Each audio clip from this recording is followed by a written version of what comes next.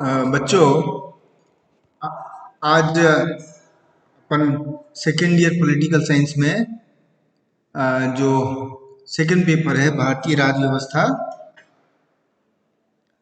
उसके अंदर अभी तक अपन ने भारत के संविधान के निर्माण की कहानी और उसके विविध पहलुओं का अध्ययन किया। आज जो है अपन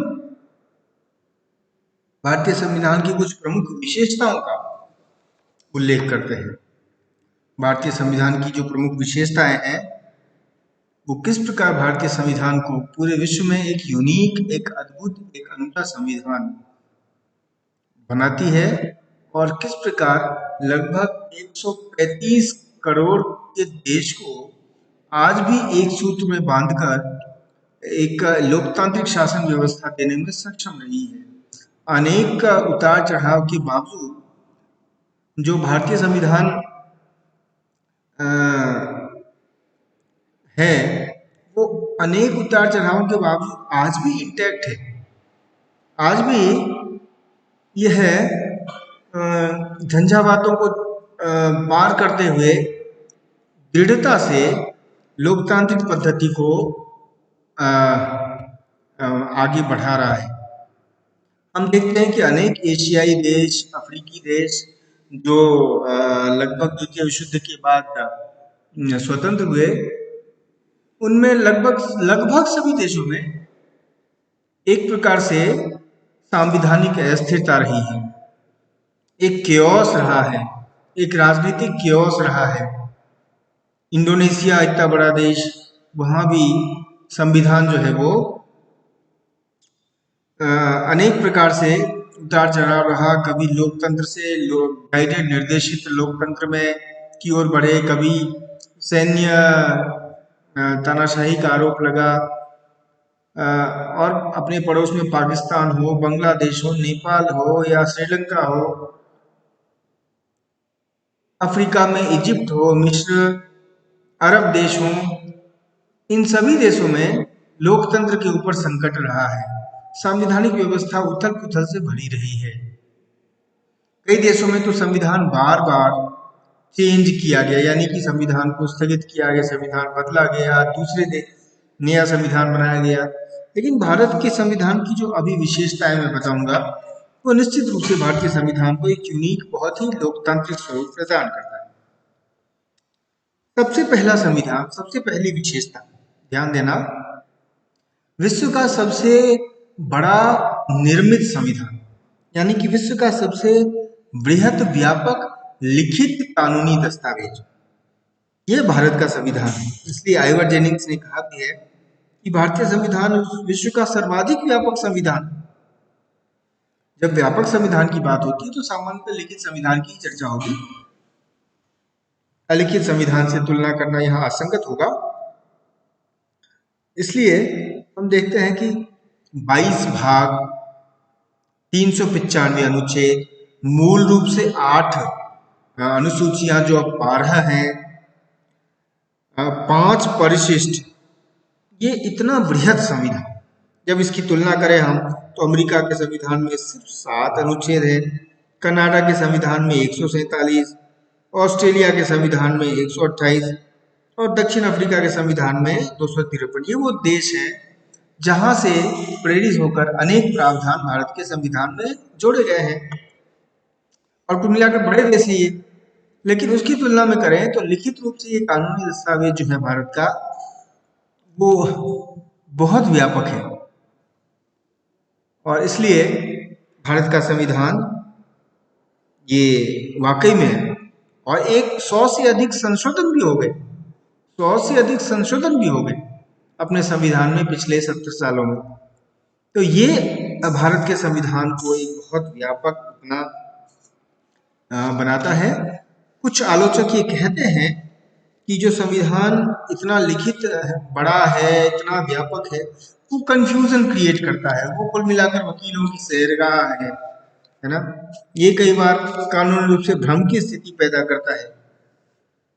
लेकिन जैसा कि संविधान सभा में ही सदस्य एच.बी. कामत ने कहा था कि हमें इस बात का गर्व है कि हमारा संविधान विश्व का सबसे विशालकाय संविधान है क्यों?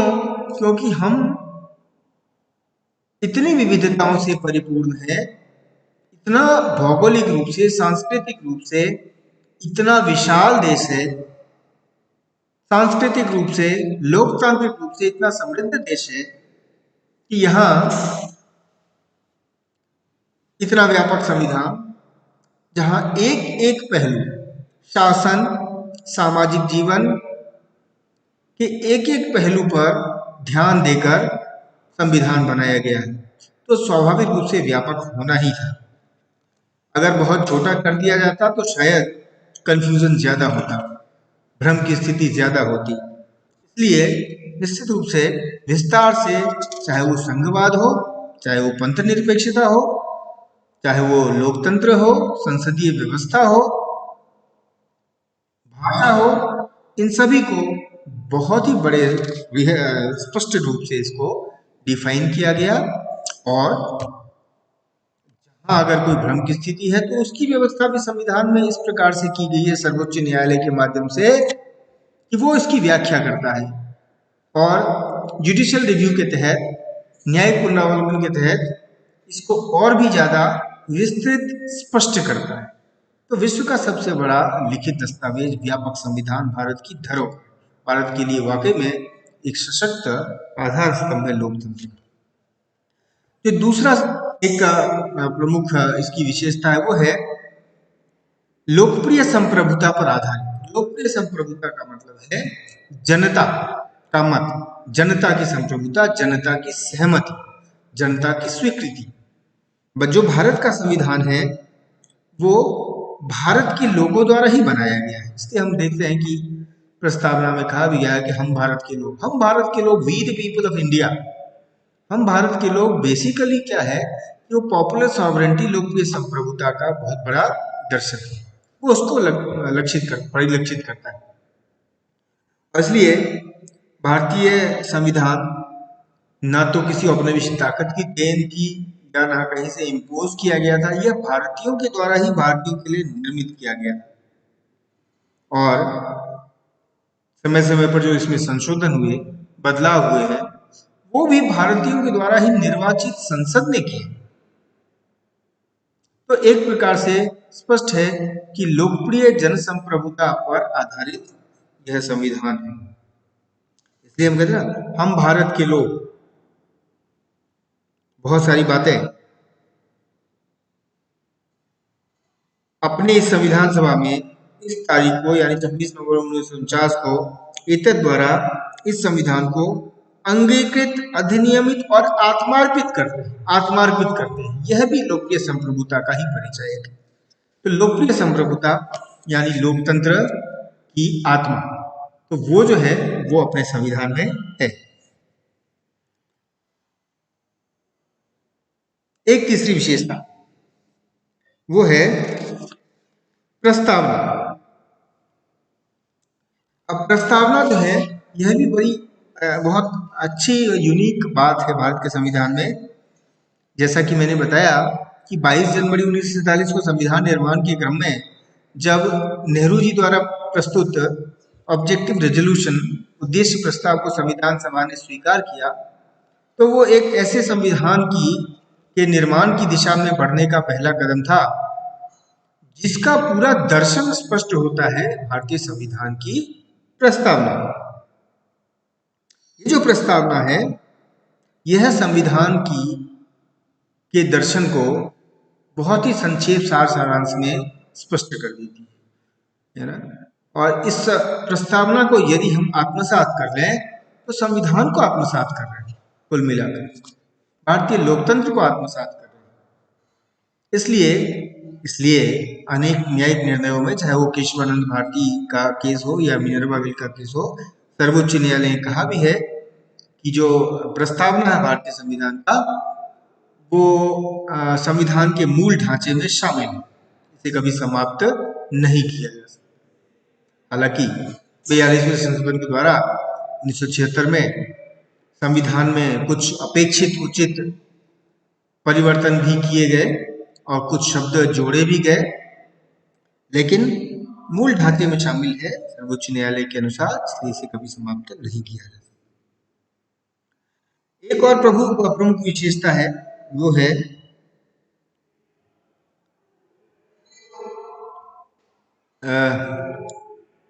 समाजवादी राज्य। संविधान की प्रस्तावना में ही कहा गया है कि भारत एक समाजवादी शब्द प्रस्तावना। समाजवाद का अर्थ आप सभी जानते होंगे। समाजवाद का अर्थ होता है एक समतामूलक, बिना भेदभाव के, बिना किसी विशेषाधिकार के एक समतामूलक समाज की स्थापना, जहां हर एक नागरिक के पास अपने जीवन यापन का न्यूनतम साधन उपलब्ध हो। और ये राज्य का दायित्व होगा कि न्यूनतम साधन उनको उपलब्ध हो एक सम्मानित नागरिक जीवन जीने के लिए। और समाजवाद का यह भी अर्थ है, जिसको कि भारत ने अपनाया, कि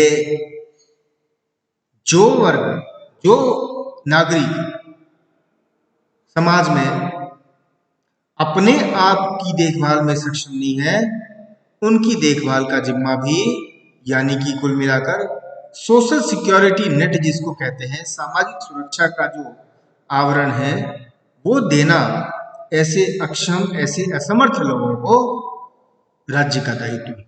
इसलिए हम देखते हैं वृद्धों के लिए, बच्चों के लिए, महिलाओं के लिए, पिछड़ों के लिए, दिव्यांगों के लिए, इनके लिए राज्य विशेष व्यवस्था करता है। और हालांकि 1991 के बाद से, जब से भारत में उदारीकरण, निजीकरण शुरू हुआ, वैश्वीकरण शुरू हुआ, एलपीजी, उसके बाद से ये कई बार आरोप लगे कि भारत ने अपने उन समाजवादी लक्ष्यों को छोड़ दिया है। लेकिन हम सब देखते हैं कि इस प्रकार के निजीकरण, वैश्वीकरण के बावजूद भारत का समाजवादी ढांचा नष्ट नहीं हुआ। भारत में सोशल सिक्योरिटी नेट आज भी सरकार के द्वारा दिया जाता है। जो अपना नीति निषेध तत्व है संविधान का, वो तो खुलकर स्पष्ट रूप से इसी बात के लिए राज्य को निर्देशित करता है कि वो किस प्रकार की नीतियां बनाए, जिससे समाज में इस प्रकार की सुरक्षा व्यवस्था, सामाजिक सुरक्षा कायम। तो समाजवादी राज्य जो है वो एक बड़ा लक्ष्य है। एक और जो इंपॉर्टेंट तत्व है वो है संसदीय प्रणाली। संसदीय प्रणाली, अब भारत के संविधान ने भारत में संसदीय शासन व्यवस्था की स्थापना की। ब्रिटेन के संविधान से प्रेरित होकर हमने ये लिया, संविधान निर्माताओं ने दिया। और इसके अंदर हम जानते हैं कि ब्रिटेन की भांति हमने संसदीय व्यवस्था जो अपनाई, वो कुल मिलाकर मंत्रिमंडलीय पद्धति या प्रधानमंत्री पद्धति की ओर हमें ले जाता है। और इसलिए संसदीय व्यवस्था के अंदर उत्तरदायित्व की भावना जो है वो बहुत प्रबल है।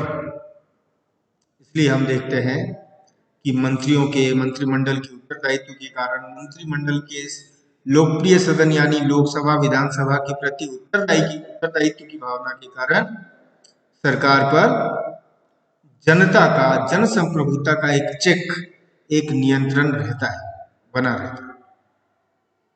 और इसलिए कार्य कुशलता बढ़ती है, कार्य सक्षमता बढ़ती है, गुड गवर्नेंस जिसको कहते हैं, सुशासन, वो भी आता है। तो ये संसदीय शासन व्यवस्था जो है ब्रिटिश मॉडल के आधार पर मंत्रिमंडलीय पद्धति, कैबिनेट सिस्टम को अपनाते हुए अपनाया। कुछ विशेषताएं ये थी। अभी और भी कुछ विशेषताएं हैं, वो मैं अगले व्याख्यान में आपको बताऊं।